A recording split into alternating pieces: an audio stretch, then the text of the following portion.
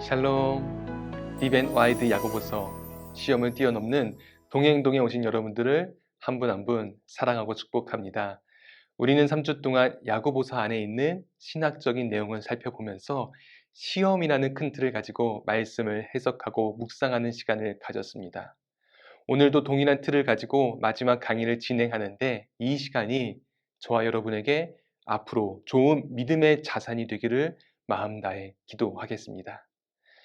여러분들은 지금 실제로 어떤 시험을 만나셨습니까? 그리고 그 시험을 어떻게 보내고 계십니까? 대부분의 사람들이 시험이 하나일 때는 그럭저럭 잘 지나갑니다. 그 정도는 해결할 능력이 되는 것 같습니다. 그런데 여러 개의 시험이 동시에 찾아올 때, 또한 내가 한 번도 경험해보지 못한 시험이 찾아왔을 때에는 생각보다 헤매는 분들이 참 많습니다. 이런 표현이 생각났습니다. 시험에 매몰되어 있는 사람들. 매몰되다는 보이지 아니하게 파묻히다라는 의미가 있습니다.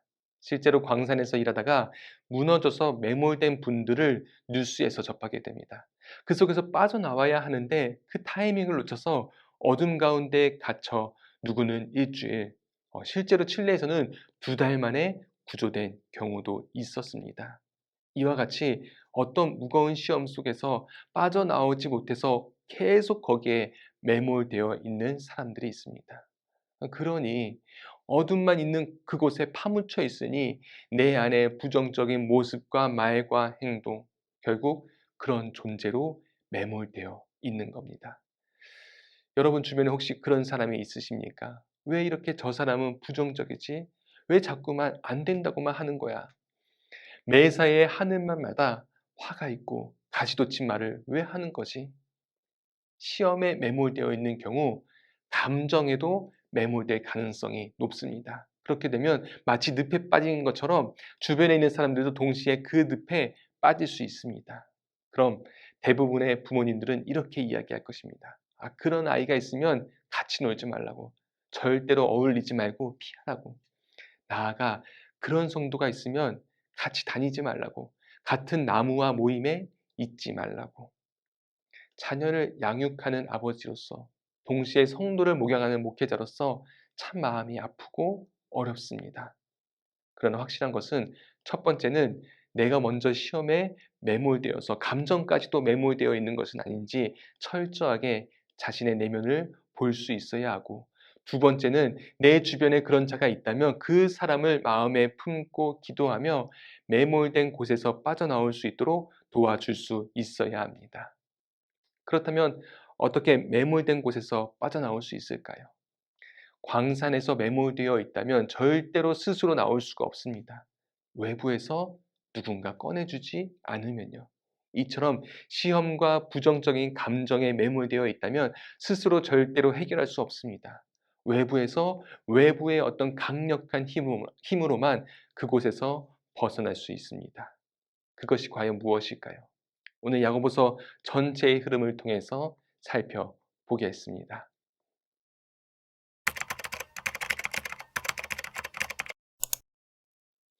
우리의 구원은 오직 믿음으로, 오직 말씀으로, 구원 이후의 삶도 오직 믿음으로, 오직 말씀으로라고 나눴습니다. 그런데 그 믿음에는 행함이 있어야 한다고 말씀드렸습니다. 그런 질문들이 있습니다. 현재 나의 질문이 믿음 가운데 나타나는 행함인지, 아니면 믿음은 없고 행위만 강조하는 것은 아닌지 본인 자신도 헷갈릴 때가 많다는 겁니다. 여러분들도 그러신가요? 그렇다면 어떻게 알 수 있을까요? 오늘 말씀을 묵상하면서 저에게 주시는 기준은 바로 행복이었습니다. 행복. 야고보서 4장 6절을 보면 더욱 큰 은혜를 주신다고 말씀해 주셨는데, 만약에 어떤 사람이 믿음으로 거듭남의 체험을 한 후에 더 큰 은혜를 위해 신앙의 분량을 늘려갑니다. 기도의 시간을 30분에서 3시간으로, 공예배뿐만 아니라 다른 교회의 예배까지 매일매일, 봉사도 하나에서 이제는 3개로, 선교도 국내를 넘어 해외까지 몇 군데를 다녀옵니다. 나아가 헌금 생활과 나눔도 3배 정도로 늘렸습니다. 처음에는 감당할 수 없을 정도로 은혜의 폭포수가 내 안에 넘쳐나서 더 큰 은혜를 위해 수많은 일들을 기쁨으로 감당했는데 1년이 지나고 시간이 흐르면서 믿음은 더 깊어지고 사랑은 더 넓어져야 하는데 어느 순간부터 기쁨과 즐거움보다는 부담과 공허함이, 지침과 외로움이 더해져 갑니다. 그러면서 갑자기 교회를 떠나갑니다. 위에 제가 소개한 만약에라는 사람을 혹시 보신 적이 있으신가요? 교회를 떠나는 이유 중에 가장 큰 이유가 무엇인지 아시나요? 첫 번째는 사람 때문에 상처받아서, 두 번째는 교회 일에 지쳐서, 거의 70%, 80%가 여기에 속한다고 합니다. 두 이유 모두 더 큰 은혜를 위해 열심히 한 것밖에 없는데 오히려 나의 모든 시간과 물질과 에너지를 써가면서 헌신을 했는데 그 결과가 너무 처참하고 슬프지 않습니까? 그렇게 우리는 한 영혼 한 영혼 지금도 잃어버리고 있습니다. 교회를 떠나는 이유가 결국 나의 열심과 행함 때문이라면, 오히려 나의 열심과 행함이 나를 더 불행하게 만든다면 저와 여러분은 잠시 멈춰서서 나의 행함을 점검할 수 있어야 합니다. 지금 나의 행함과 열심이 믿음이 있는 살아있는 행함인지, 아니면 믿음은 없고 내 행함과 열심만 남아있는지. 그래서 저는 그 행함의 기준을 행복으로 삼았습니다. 교회의 열심과 신앙의 분량이 많은 것은 절대로 문제가 되지 않습니다. 아니, 우리는 기도와 말씀과 예배로 더욱 살아가야 하는 존재입니다. 문제는 그 안에서 내가 행복한가? 그 안에서 내가 기쁨을 누리고 있는가? 이런 부분들을 볼 수 있어야 합니다. 그렇다면 우리는 어떻게 행복한 신앙생활을 할 수 있을까요? 지난 3강에서 좋은 나무에 좋은 열매가 맺히고 나쁜 나무에는 나쁜 열매가 맺힌다고 말씀드렸습니다. 행복한 신앙생활은 바로 좋은 열매를 위해 사는 인생이 아니라 좋은 나무가 되기 위해 살기를 바랍니다. 우리는 좋은 사람이 되는 것보다 좋은 것들이 내 안에 많아지기를 원합니다. 더 정확히 말하면 거기에 목말라 합니다. 즉, 더 깊은 곳에 솔직한 갈망과 갈급함이 거기에 있는 것이죠. 그러니 그 사람의 행복의 기준이 무엇이 될까요? 좋은 것들이 내 안에, 내 삶에, 내가 살아가고 있는 관계 안에 더 많아지기를 바랍니다. 다른 표현으로 하면 이렇습니다. 과정보다 결과에 더 가치를 두는 삶. 만약 내 자녀가 공부를 할 때 서울에 있는 남들에게 떳떳하게 자랑할 수 있는 대학에 가는 것이 유일한 목표라고 한다면, 만약 교회가 대형 교회가 되는 것, 성도가 늘어나는 성장이 유일한 목표라고 한다면 거기에 매몰되어 있어서 부정행위를 하고 경쟁자를 시기하고 무너뜨리고 교회의 성장을 위해 다른 교회와 경쟁하고 세상의 방법과 기준이 교회 안에 넘쳐나게 들어와 있다면, 그래도 결과만 잘 나오면 과정은 어떻게 되든 괜찮아. 결과가 중요하니까. 승진만 하면 괜찮아. 돈만 많이 벌면 괜찮아. 그렇게 합리화하면서 열매와 결과에만 집중하는 삶이 과연 행복한 삶일까요? 만약에 그런 삶이 내 신앙 안에 들어온다면 나의 행함이 어디에 초점을 두고 집중할까요? 나의 이 행함을 통해서 더 크고 많은 좀 괜찮은 열매를 맺을 수 있겠지? 나의 이 봉사와 헌금을 통해서 더 좋은 결과가 내 삶에 나타나겠지. 죄송하지만 그건 세상이 우리를 유혹하는 방법이고 사단과 거짓된 진리가 우리를 미혹하게 하는 방법입니다. 우리는 좋은 나무에 집중해야 합니다. 나는 어떤 좋은 나무가 되어야 할까? 나는 좋은 그리스도인이 되기 위해서 어떤 과정을 지나가야 할까?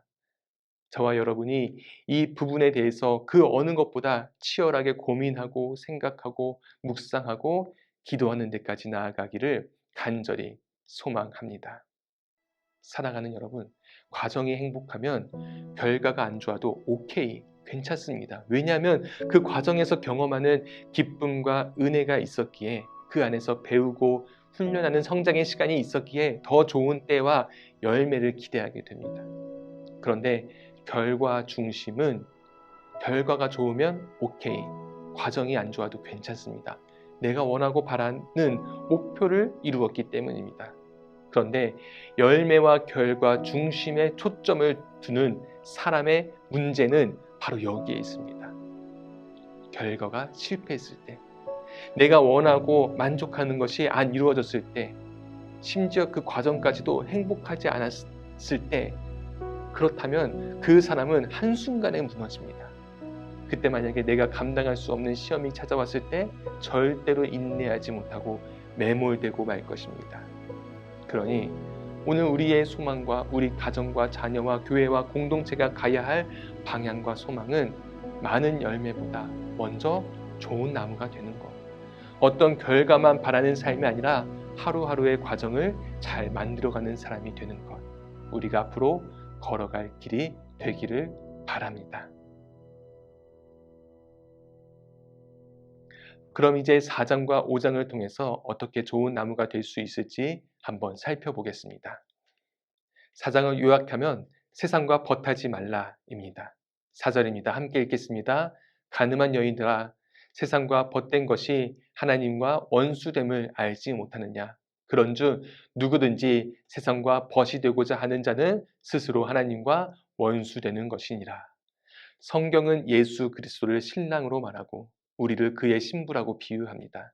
그렇기에 그리스도의 신부는 우리는 신랑 되신 예수 그리스도와 떨어질 수 없는 존재입니다. 즉 서로 다른 인생을 살다가 한 인생을 살게 되는, 이제는 서로가 합하여 둘이 한 몸을 이루게 되는 것입니다. 이미 한 몸이 되었는데 어떻게 다시 나눌 수가 있겠습니까? 우리는 예수 그리스도와 그런 깊은 관계 속으로 들어간 것입니다. 정말 그렇게 믿고 인정하십니까? 그런데 4절을 보면 가늠한 여인들아 라고 말하고 있습니다. 무엇을 말하는 것일까요? 신랑 되신 주님과 연합된 삶을 살아가야 하는 것이 아니라 다른 사람에게 만족함을 누리며 살아가고자 한다는 말입니다. 주님에게서 기쁨을 찾고 만족함을 누리는 것이 아니라 다른 것에 마음을 빼앗겨 거기에서 즐거움과 만족을 누리고자 한다는 사실입니다. 저는 이 부분이 저에게 특별하게 다가옵니다. 4절을 세번역으로 보면 하나님과 원수됨을 이렇게 표현합니다. 세상과 벗함이 하나님과 등지는 이름을 알지 못합니까? 생각해 보면 나와 관계가 없는, 아니면 그렇게 특별한 사이가 아니면 등을 지고 있어도 사는 데는 괜찮습니다. 그런데 나에게 특별한 사람, 때로는 오랜 시간 동안 함께한 친구가 될 수도 있고 아내와 남편, 나의 사랑하는 자녀와 등을 지게 되면 그 시간이 길어지면 길어질수록 그 괴로움과 고통은 견딜 수가 없습니다. 너무 힘든 것이죠. 즉 내가 주님과 이미 깊은 관계로 나아갔다고 하면은 등을 지는 일이 길어지면 길어질수록 내 삶은 괴롭고 고통스러울 수밖에 없습니다. 우리는 많은 착각을 하고 있습니다. 세상의 문제와 시험 때문에 괴롭고 힘든 것이라고. 아니요, 그렇지 않습니다. 사실 나라는 존재는 주님 한 분만으로 만족하는 신부의 인생인데 신랑 되신 주님이 아니라 세상에서 즐거움과 만족함을 누리고자 어느 순간 주님으로부터 등 돌리고 있는 나의 삶의 자세 때문에 고통과 괴로움이 시작되는 것입니다. 그러니 우리는 등지고 있는 관계에서 다시 마주보는 인생으로 전환할 수 있어야 합니다. 그럼 우리의 인생도 불행이 아니라 행복한 인생으로 변할 것입니다. 주님과 등 돌리는 인생에는 어떤 모습이 나타날까요? 당시 교회 안에는 서로 간의 싸움과 다툼이 많이 있었던 것 같습니다. 왜 그랬을까요? 마음 가운데 욕심, 정욕이 있었기 때문입니다. 결국 그 욕심과 정욕이 서로 간의 비방과 다툼으로 이어지고 공동체가 무너지는 이유가 됩니다. 이런 그림이 떠올랐습니다. 내가 주님과 마주보고 있을 때에는 주님이 내 눈앞에 보였는데, 그래서 주님으로 살아갈 수 있었는데 이제는 등을 돌리고 있으니 내 앞에 무엇이 보이나요? 주님은 보이지 않고 세상만 보입니다. 저는 선악과의 말씀이 떠올랐습니다. 뱀이 선악과를 앞에 두고 하와를 유혹합니다. 그거 먹어도 괜찮다고. 그럼 너희 눈이 밝아져서 하나님과 같이 될 수 있다고. 그때 하와가 순간 등을 돌려서 뱀의 유혹에 넘어가 선악과를 따먹게 됩니다. 그 죄가 무엇에서부터 시작되었는지 아십니까? 창세기 3장 6절입니다. 바로 보는 것에서부터 먹음직도 하고 보암직도 하니 지혜롭게 할 만큼 탐스러운 나무인지라. 그 나무에 대한 정욕과 욕심이 보는 것에서부터 들어옵니다. 그것이 바로 우리 인간의 죄의 시작이 된과 동시에 하나님과 원수가 됩니다. 전에는 그 나무를 봤을 때는 그곳에 있는 모든 나무가 아름답고 먹기에 좋은 나무였는데 뱀의 유혹으로 주님과 등을 돌려 자기 앞에 있는 것을 보기 시작하니 정욕이 들어오고 어느 순간 아름다운 나무가 탐스러운 나무로 변하게 됩니다. 얼마나 무섭습니까? 우리는 이 안목의 정욕을 경계해야 합니다. 주님을 바라봐야 할 우리의 눈이 사단의 유혹으로 세상과 벗이 되어 세상의 것들을 보기 시작할 때 우리 안에 걷잡을 수 없을 정도로 욕심과 정욕이 내 안에 들어오기 시작합니다. 동시에 만족함이 사라져 채워도 부족하다고 더 채워야 한다고 말합니다. 그러니 다른 사람들이 경쟁의 대상이 되고 어떻게든 떨어뜨리고자 비방하게 되고 사람을 비교하고 판단하면서 내가 더 높은 곳에 오르고자 합니다. 그 과정을 통해서 자연스럽게 내 안에 무엇이 채워질까요? 교만이 들어옵니다. 마치 하와와 아담이 선악과를 먹고 하나님처럼 될 수 있을 것이라는 착각 속에 빠진 것처럼 말입니다. 6절입니다. 그러나 더욱 큰 은혜를 주시나니 그러므로 일러스되 하나님이 교만한 자를 물리치시고 겸손한 자에게 은혜를 주신다 하였느니라. 제가 앞서 전체의 흐름을 말씀드리면서 우리는 더 큰 은혜를 위해 때로는 더 많은 행함을 하려고 한다고 말씀드렸습니다. 그런데 그 행함 안에 어떤 더 많은 열매와 내가 원하는 결과를 위한 정욕과 욕심, 남들보다 더 높은 곳에 오르고자 하는 교만이 있다고 한다면 주님은 그 교만한 자를 물리치실 것입니다. 물리치시고의 원어를 보면 반대쪽에 서다라는 의미가 있습니다. 무엇입니까? 겸손한 자에게는 주님이 같은 방향에서 함께 걸어가며 은혜를 주시지만 교만한 자에게는 주님이 반대편에서 무너뜨린다는 말입니다. 겸손은 오직 하나님이 보이고 교만은 늘 다른 사람이 보입니다. 겸손은 주님이 우선이고 교만은 사람이 우선입니다. 그러니 더 큰 은혜로 나아가는 유일한 비결은 단 하나입니다. 바로 겸손입니다. 구원의 핵심은 성육신과 십자가 사건입니다. 하나님의 영광을 버리고 이 땅 가운데 가장 낮은 자로 오신 예수님. 나를 위해 나를 사랑하셔서 가장 처참하고 처절한 고통 가운데 죽으신 우리 예수님. 바로 성육신과 십자가 안에 담겨진 정신과 마음은 겸손입니다. 그러니 행함이 있는 믿음은 바로 겸손이 되어야 합니다. 그것이 우리의 삶을 진정한 행복으로 이끄는 놀라운 비결이 될 것이라 믿습니다. 겸손한 자에게 더욱 큰 은혜를 주신다고 했는데 어떻게 겸손한 삶을 살 수 있을까요? 그 내용이 4장 7절부터 5장 6절까지 나타납니다. 마귀를 대적하고 하나님을 가까이 하며 세상의 즐거움에 참여하는 것이 아니라 그 악한 사망의 길을 가는 자들을 바라보며 슬퍼하고 애통하며 울 수 있어야 합니다. 나아가 형제들을 비방하지 말아야 하며 5장 부한자가 되어서 이 땅 위에서 사치와 쾌락으로 마음의 살을 찌우지 말아야 합니다. 마지막으로 16절 허탄한 자랑, 잠깐 보이다가 없어지는 안개와 같은 자랑을 하지 말아야 합니다. 야고보서에서 자랑이라는 단어를 검색해 보니 이렇게 나옵니다.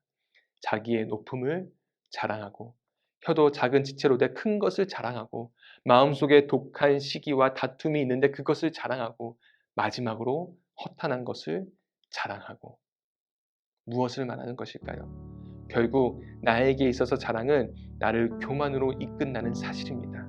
그 자랑은 하나님과 반대편에 서 있으며 절대로 겸손함과 같이 걸어갈 수 없습니다. 이번에 야고보서 강의를 하면서 성도님들이 강의를 잘 듣고 있다고 말씀해 주셨습니다. 죄송하지만 제가 얼굴을 모르는 경우가 있는데 성도님들이 저를 알아봐 주시더라고요. 얼마나 감사한지요. 그런데 오늘 강의를 준비하면서 그런 마음이 들었습니다.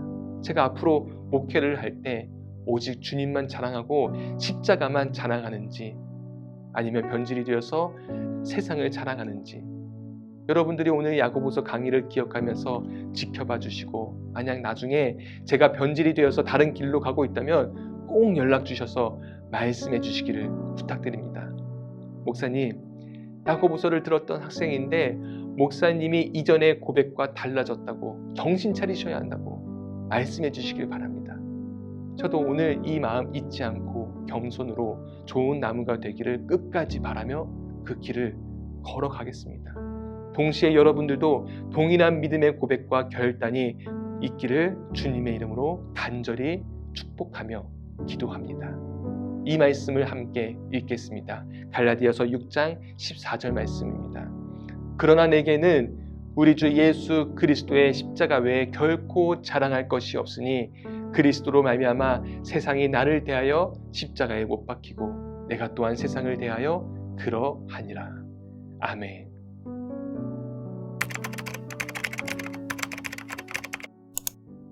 두 번째는 어떻게 하면 좋은 나무가 될 수 있을까요? 마지막 5장을 요약하면 인내와 기도로 승리하라입니다. 야고보는 1장에서 시험 가운데 있을 때 인내하라고 말씀했습니다.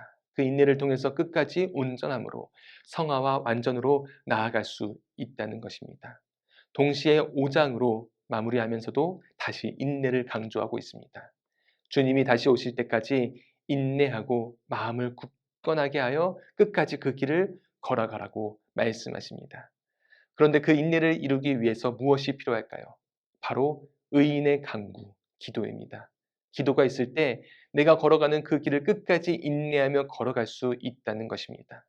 그렇다면 어떤 상황일 때 우리는 기도해야 할까요? 첫 번째는 고난 속에 있을 때 기도해야 합니다.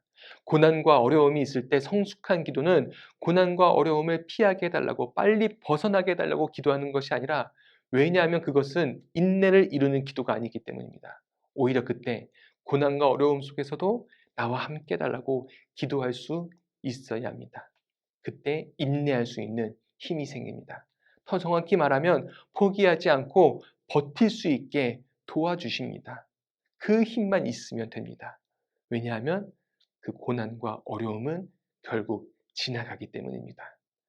두 번째는 좋을 때에도 기도해야 합니다. 13절입니다. 즐거워하는 자가 있느냐? 그는 찬송할지니라. 시대를 관통하는 지혜라는 책에서 이렇게 설명합니다. 고난 속에서 기도하는 것이 쉬운가? 즐거움 속에서 기도하는 것이 쉬운가? 우리는 본능적으로 어려움이 닥치면 주여 아버지 살려주세요 하고 매달리게 되어 있다. 그런데 즐거움 속에서 기도하는 것은 쉽지 않다. 즐거움이란 안정되고 포만감이 있어 평온한 상태를 뜻하는데, 그런 상황 속에서 찬양하고 기도하는 것은 대단한 믿음이다. 좋은 나무는 어려울 때에만 기도하는 것이 아니라 좋을 때에도 찬송하고 기도할 수 있는 사람이 되어야 합니다. 마지막 세 번째는 상대방을 위해 기도해야 합니다. 앞에 두 가지는 나를 위한 기도라고 한다면 마지막 세 번째는 바로 중보 기도입니다. 14절입니다. 여러분 가운데 병든 사람이 있으십니까? 그런 사람은 교회의 장로들을 부르십시오. 그리고 그 장로들은 주님의 이름으로 그에게 기름을 바르고 그를 위하여 기도하여 주십시오. 세 번째 기도가 참 중요합니다. 왜냐하면 우리 가운데 병든 자가 얼마나 많습니까? 육신의 질병뿐만 아니라 마음의 질병까지, 가장 가까운 가족부터 공동체와 교회, 더 나아가 이 나라와 열방까지, 이 땅 가운데 아픔과 고통으로 신음하고 있는 자들이 참 많습니다. 때로는 육신과 마음의 연약함이 하나님을 멀리하는 죄로 나타나기도 합니다. 그렇기에 첫 번째는 자신이 그런 병듦과 육신의 연약함 가운데 있다면 혼자 지고 가는 것이 아니라 기도를 요청해야 하고, 두 번째는 공동체 안에 주변에 그런 아픔과 고통에 있는 자가 있다면 우리는 외면하지 말고 그 어떤 것보다 가장 먼저 그 사람을 위해 기도할 수 있어야 합니다. 즉 우리의 기도는 개인, 나만의 기도로 끝나는 것이 아니라 언제나 나를 넘어 가정과 공동체, 교회와 나라와 열방을 위해 기도할 수 있는 자가 되어야 함을 기억하시길 바랍니다. 그것이 바로 믿음의 길을 걸어가는 자가 고백해야 할 믿음의 기도입니다. 16절의 말씀을 함께 읽겠습니다. 그러므로 너희 죄를 서로 고백하며 병이 낫기를 위하여 서로 기도하라. 의인의 간구는 역사하는 힘이 큼이니라. 아멘. 이를 종합해 보면 우리는 어려울 때에도 기도, 좋을 때에도 기도, 또한 나를 위해 기도, 다른 누군가를 위해 기도할 수 있어야 합니다. 그 믿음의 기도를 하는 자가 좋은 나무가 될 수 있습니다. 앞서 말씀드린 겸손과 믿음의 기도를 통해 좋은 나무가 될 수 있다고 말씀드렸는데 이렇게 표현할 수 있을 것 같습니다. 뿌리 깊은 나무. 좋은 나무는 뿌리 깊은 나무입니다. 뿌리 깊은 나무에게 주시는 축복이 무엇일까요? 뿌리 깊은 나무는 바람과 태풍과 홍수에 강합니다. 많은 양의 영양분을 흡수하고 있어서 많은 열매를 맺습니다. 나아가 많은 양의 그늘을 제공하기에 누군가에게는 안식처를 만들어주며 그곳을 아름답게 합니다. 뿌리 깊은 나무는 어떠한 시험에도 흔들리지 않는 나무이고 인내와 생명력이 강한 나무이고 한결같은 나무입니다. 그 뿌리 깊은 나무가 되어 사는 삶이 행복한 삶이 될 것이라 믿습니다.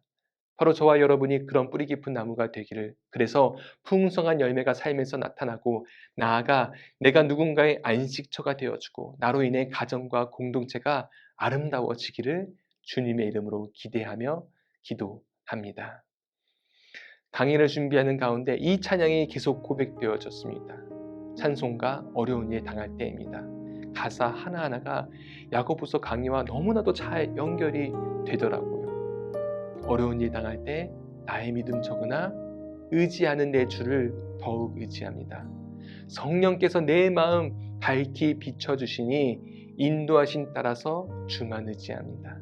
밝을 때의 노래와 어두울 때의 기도로 위태할 때 도움을 주께 간구합니다. 생명이 있을 동안에 예수 의지합니다. 천국 올라가도록 의지할 것뿐일세.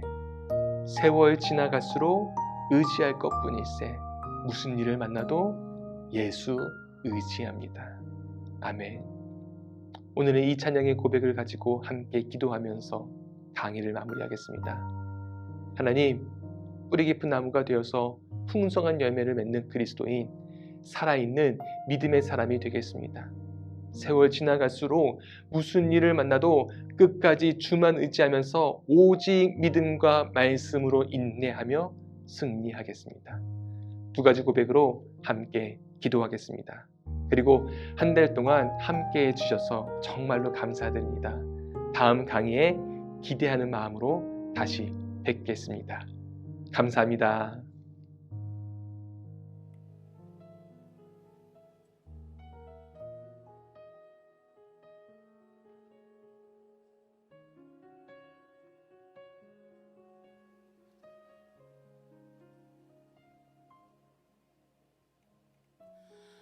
어려운 일 당할 때 나의 믿음 적으나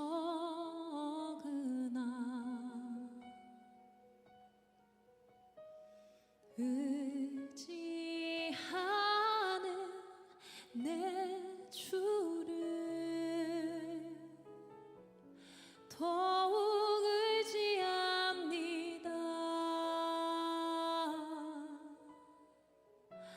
성령께서 내 마음 밝히 비춰주시니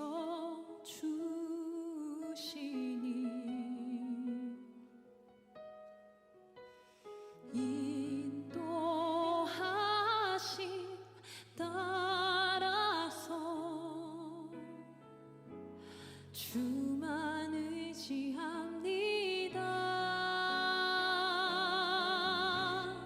세월이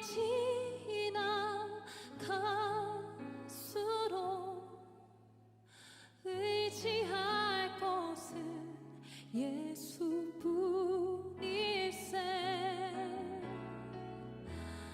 무슨 일을 만나도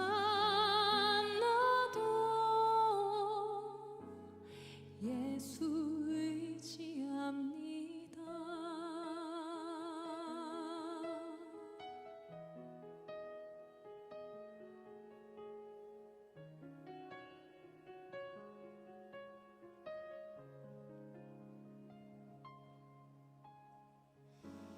밝을 때의 노래와 어둘 때의 기도로 위태할 때 도움을 주께 간구합니다. 생명 있을 동안에 예수 의지합니다.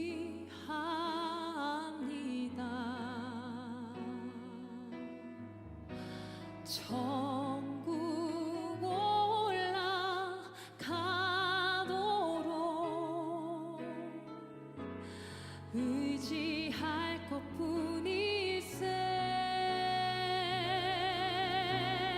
세월이 지나갈수록 의지할 것은 예수뿐일세.